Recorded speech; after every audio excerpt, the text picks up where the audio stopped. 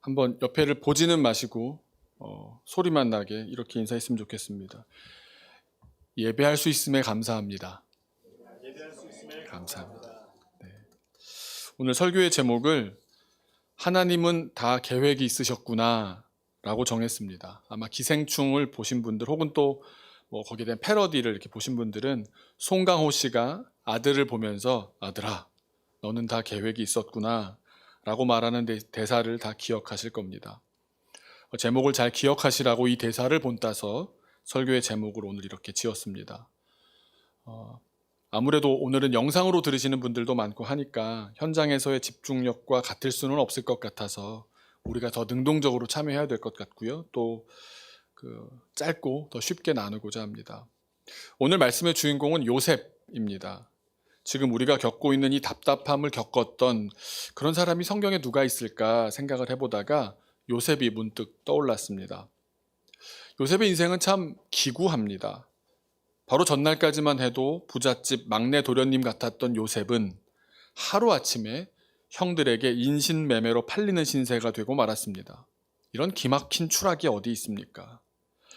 그나마 그것도 형들은 요셉을 죽이려고 살인을 하려던 것이었는데 죽여봐야 아무 쓸데가 없으니 죽이지 말고 팔기라도 하면 돈이라도 좀 건질 수 있겠지 않나? 동생 보기를 뭘로 본 겁니까? 그렇게 생각한 덕에 간신히 목숨만 건진 셈이었습니다. 이렇게 노예로 팔려가는 기구한 운명이 이제 막 어린이 시절을 지나 인생 전반전을 시작하는 요셉 그 한 사람의 인생이었습니다. 그렇게 목숨 말고는 모든 권리를 박탈당한 요셉은 종살이, 감옥살이로 무려 13년에 걸친 억울한 생활을 하게 되었습니다. 사실 요셉은 13년이면 끝난다라는 보장도 없었습니다. 그러다 보니 앞이 깜깜한 채 하루하루를 견뎌야만 했습니다. 오늘 우리 대한민국처럼 마스크도 벗지 못하고 맘 놓고 다른 사람에게 다가가기도 덜컹 겁이 나는 그런 우리가 느끼는 이런 답답함, 오히려 요셉의 답답함은 그보다 비교할 수도 없을 만큼 더 크고 더 엄청난 고난, 한마디로 요셉은 그 시절에 광야를 겪고 있었습니다. 요셉은 하나님과 사람 앞에 정직하게 산다고 최선을 다해 살았지만 왜 자기의 인생은 도무지 이해할 수 없는 방향으로만 흘러가는지 몰랐을 것입니다. 사랑받는 안방 도련님에서 인격권마저 박탈당한 노예로 종살이 신세가 되었고 거기서도 끝이 나질 않아서 노예였다가 더 바닥으로 떨어져 버렸습니다. 주인의 아내를 겁탈했다는 억울한 누명까지 덮어쓰고는 죄수가 되어 옥살이까지 살아내야 했습니다. 정말 아무것도 없는 광야, 하나님만 계시는 광야 아닙니까? 광야를 살아야 할 때 어떻게 사시겠습니까? 먼저 하나님의 마음이 어떠셨는지를 한번 생각했으면 좋겠습니다. 하나님은 어떤 마음이셨을까요? 요셉의 종살이 감옥살이 하는 그 장면을 보시는 아버지 하나님의 마음은 어떠셨겠습니까? 또 코로나19 바이러스가 창궐하여 교회도 열지 말고 예배도 중단하라 요청받는 상황 앞에서 하나님의 마음은 어떠셨을까요? 사랑하는 자녀들이 고통받는 것을 아버지 하나님께서는 즐기셨을 거라 생각하십니까?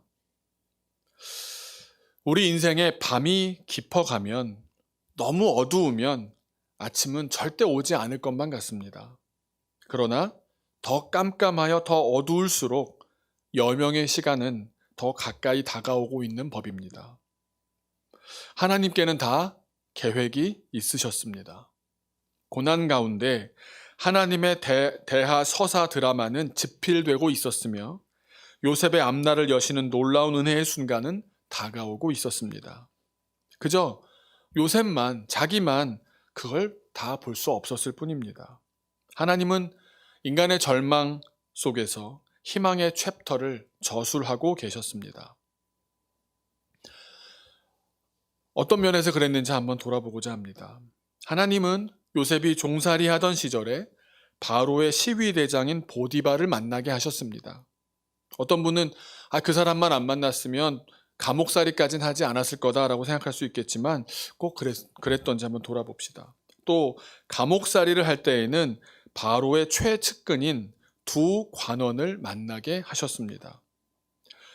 간접적이라고는 해도 과연 어느 누가 제국의 절대 권력, 1인 절대 권력자를 이 정도 지근거리에서 그것도 지속적으로 접촉할 수 있었겠습니까? 하나님께서는 이 모든 만남들을 통해 요셉의 새로운 미래를 빚어가고 계셨습니다. 요셉 인생의 다음 챕터의 드라마틱한 전개와 하이라이트를 준비하시며 복선을 깔기 시작하셨던 것입니다. 물론 요셉은 여전히 큰 그림을 보지는 못하고 있었습니다. 하지만 결국 이 바로의 측근들은 모두 훗날 요셉이 바로 왕의 권력을 위임받아 큰 일을 할 수 있는 이집트 제국의 총리 대신으로 세워지도록 인도해주는 디딤돌이 되지 않았습니까? 하나님께서는 요셉의 광야 시절에도 마치 거대한 건축물을 짓듯이 기초석부터 디딤돌이며 차근차근 하나하나 쌓아가고 계셨던 것입니다. 하지만 당사자였던 요셉은 어땠을까요? 아마 요셉이든 혹은 다른 어떤 사람이든 자신의 신세가 사랑받는 아들에서 종으로 하루아침에 전락해 버린다면, 또 종에서 더 바닥인 죄수로 한 번 더 전락해 버리고 만다면 참 내 신세 처량하다 느끼지 않았겠습니까? 그런 가운데 절망하지 않을 사람이 누가 있었겠습니까? 아마 13년에서 며칠만 더 했더라도 못 뱉었을 만큼 아주 벼랑 끝에서 간신히 희망을 부여잡으며 살아가고 있지 않았겠습니까? 아마 요셉은 자기의 인생길이 점점 더 허망해지고 앞날은 깜깜하고 급전직하하고 있다고 생각했을 것입니다. 그런데 사실은 하나님께서 점점 더 단단하게 튼튼한 돌로 쌓아 올리고 계셨습니다. 가장 튼튼하고 가장 안전한 요셉의 인생, 가족의 미래, 민족의 장래를 위해 과연 가장 좋은 길로 인도하고 계셨던 것입니다. 당장 눈앞에 보이는 상황만 보지 마시고 선하신 하나님의 섭리를 믿으십시오. 우리에게는 바이러스가 창궐하여 도시가 마비된 것처럼 보이는 지금, 또 이것이 언제 끝날까도 모르겠을 이 시계 제로 상태의 시간들도 짙은 안개를 뚫고 태양이 떠오르고 나면 그것이 그저 아침에 잠깐 깔렸던 아침 안개였구나 라고 시간을 제한할 수 있는 그때가 올 것입니다. 얼음처럼 굳어버려서 바위처럼 꽝꽝 얼어버린 눈이 언제 녹습니까? 봄입니다. 봄은 반드시 옵니다. 하나님의 때가 오면 안개는 사라지고 눈은 녹아 대지를 적실 것입니다. 이 모두가 다 하나님의 생명의 역사입니다. 하나님께서는 요셉을 인생의 가장 낮은 자리를 할 수 있는 감옥으로부터 끌어올리셔서 인생의 가장 높은 자리를 할 수 있을 제국의 총리로 세우셔서는 제국뿐만 아니라 이웃나라까지 당대의 문명을 살려내게 하셨습니다. 우리의 인생이, 우리의 사회가, 우리의 환경이 점점 더 안 좋아져 가는 것처럼 느껴질 수 있습니다. 그러나 그건 느낌이지 사실이 아닙니다. 오직 우리가 하나님의 손을 놓지 않고 있다면 하나님께서는 어둠 속에서도 우리 인생을 점점 더 좋은 곳으로 인도하실 것입니다. 왜냐하면 지금도 하나님께서는 그 잡은 손을 주님 곁으로 이끌고 계시기 때문입니다. 느낌에 의존하지 마시고 주님을 의지하십시오. 우리가 요셉의 삶에서 배울 점은, 굉장히 주목해야 될 점은, 요셉은 가장 나락으로 떨어졌다 할 수 있는 그 감옥 속에서 다른 죄수들을 성실한 태도로 섬겼습니다. 우리 인생이 뜻하지 않은 고난 속에 떨어져 버릴 때 하나님께서는 우리로 하여금 나도 지금 죽겠다 싶은 그 지점에서 오히려 비슷한 상황에 있는 다른 사람들을 섬기게끔 하시는 때가 있습니다. 나도 고통스러워 죽을 지경인데 고통스러운 다른 사람들을 섬기게 하시는 겁니다. 사람들은 자기 인생이 고통스러우면 해야 될 일, 자기 사명도 다 포기합니다. 목회를 포기합니다. 목자의 심정으로 살겠다 했지만 아유, 이건 내가 감당할 수 있는 게 아닌 것 같다고 내려놓습니다. 믿음도 내려놓기도 하고 심지어 쉬겠다라는 멋진 말로 다른 자기의 포기를 숨겨냅니다. 그러면서 가정에 대한 자기의 의무도 소홀히 하기까지 합니다. 그리고는 그저 자기 형편이 나아지면 돌아오겠다고, 상황이 바뀌면 할 수 있으면 그때 하겠다라고, 다시 섬기겠다고 말합니다. 하지만 그건 하나님의 놀라운 축복의 법칙을 몰라서 하는 얘기입니다. 우리가 힘든 상황에 있을수록 우리는 그런 가운데서도 누군가를 섬기는 일을 포기해서는 안 됩니다. 힘든 상황에 우리가 매몰되어 있으면 매몰되어 있을수록 상황은 더 힘들어질 것입니다. 우리가 우리의 힘든 상황에서 벗어나게 하는 그 모멘텀은 의외의 사람, 의외의 과정을 통해 이루어질 때가 많습니다. 우리는 우리가 힘든데도 불구하고 그저 우리가 할 수 있는 오늘 우리에게 주어진 하나님의 일을 계속할 때에 새로운 챕터가 열려지는 것을 느끼게 될 것입니다. 그 일이 아무리 하찮고 평범하고 내가 안 해도 다 될 텐데, 남들이 더 잘할 수 있을 텐데 그렇게 보여도 주님은 그 가운데 나의 마음을 빚으시는 줄로 믿습니다. 그러니 우리는 그때 우리가 이미 낮아졌다고 생각하는 그 지점에, 모두가 우울하고 모두가 힘들다고 하는 그 지점에 최선을 다해 죽게 하듯 섬겨야 합니다. 우리는 나의 기도 응답을 기다리는 동안 내가 누군가의 기도 응답이 되어줄 수 있는 것입니다. 억울하고 힘든 마음 요셉이라고 없었겠습니까? 하지만 다 참고 요셉이 다른 죄수들을 섬겼을 때 그 가운데 요셉의 새로운 미래를 여는 길이 열렸습니다. 마찬가지로 하나님께서는 고난 속에서 오늘도 예배하고 오늘도 함께 영상을 통해서라도 하나님께 나아가려고 하는 우리를 통해 놀라운 기적을 행하실 줄로 믿습니다. 오늘도 사랑하며 삽시다. 요셉의 은혜를 입은 술 관원장이 정작 추록하고 나서는 저도 성경을 읽을 때마다 이 부분이 참 안타까웠습니다. 아니, 이 정도 요셉도 알고 왕의 근처에 갔으면 어서 빨리 요셉 좀 구명운동을 해줬어야 되지 않나 싶은데 까먹지 않습니까? 요셉이 그렇게 나를 도와줬고 그렇게 해석을 해줘가지고 그런 일이 있었다는 것에 준비가 되어서 왕의 근처에 갔는데 까먹고 있습니다. 그러는 바람에 요셉의 감옥 생활은 2년 동안 연장되는 힘든 상황이 발생합니다.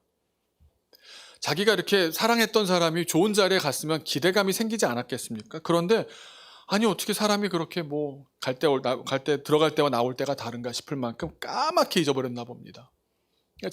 자기로만 가득 차 있으니까 남에 대한 배려, 생각이 들어오지 않았던 모양이죠. 하지만 잘 생각해보고 전체적인 그림으로부터 그 순간을 돌아본다고 하면 그 시간 또한 하나님의 은혜였습니다.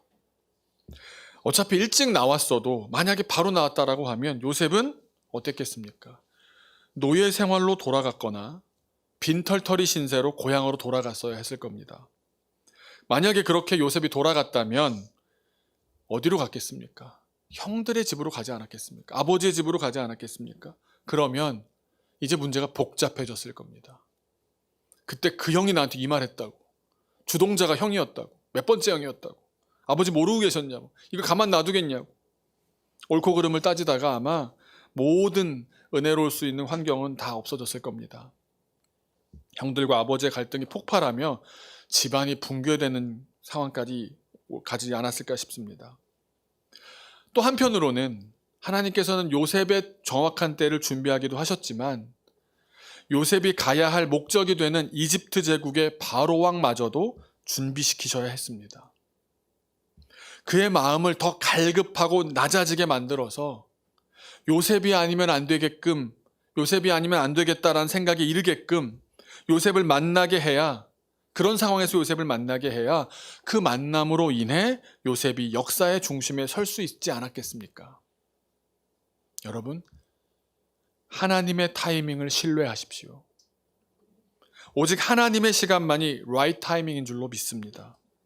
나보다 나를 더 잘 아시는 분, 나의 모든 시간을 아시며 나의 과거와 현재와 미래도 꿰뚫어 보시며 큰 그림을 갖고 나를 바라보시는 하나님을 신뢰합시다.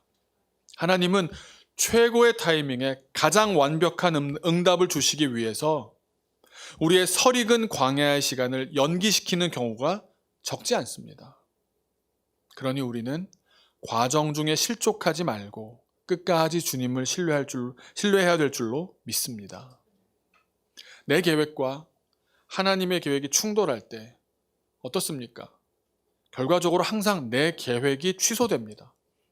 그러면 사람들은 내 계획이 취소됐기 때문에 내가 계획을 짠 내가 뭔가 참여했던 것이 안 되고 나면 실망감이 더 크지 않습니까? 그러니까 내 계획이 취소됐다고 해서 받아들이기 힘들 수 있습니다.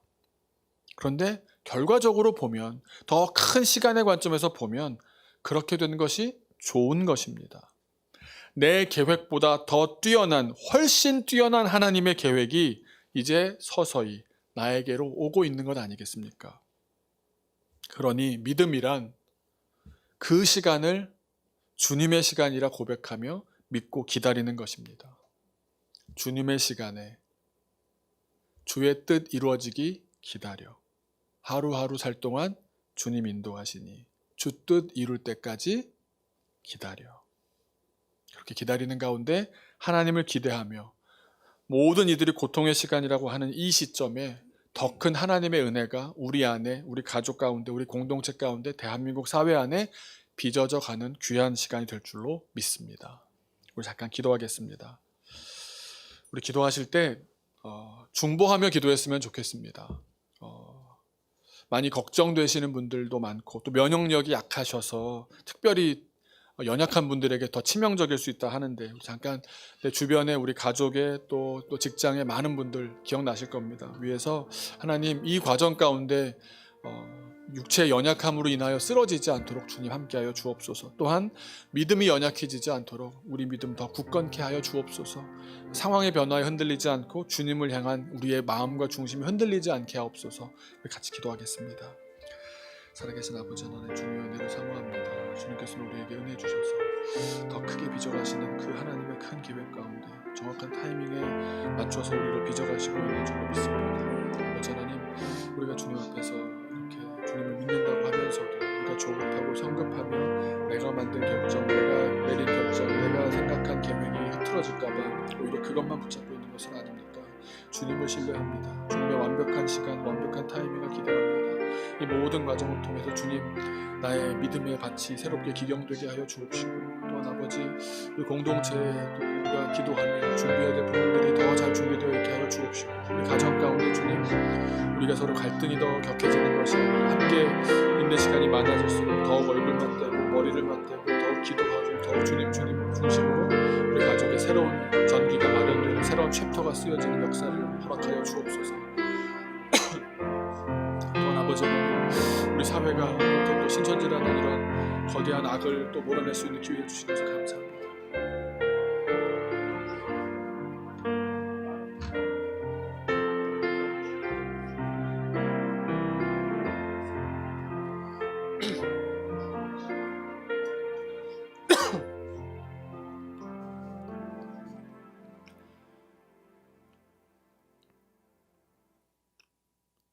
은혜의 아버지 하나님, 주님께서는 가장 큰 은혜를 완벽한 시간에 주시기 위하여 지금 우리를 연단하시는 줄로 믿습니다.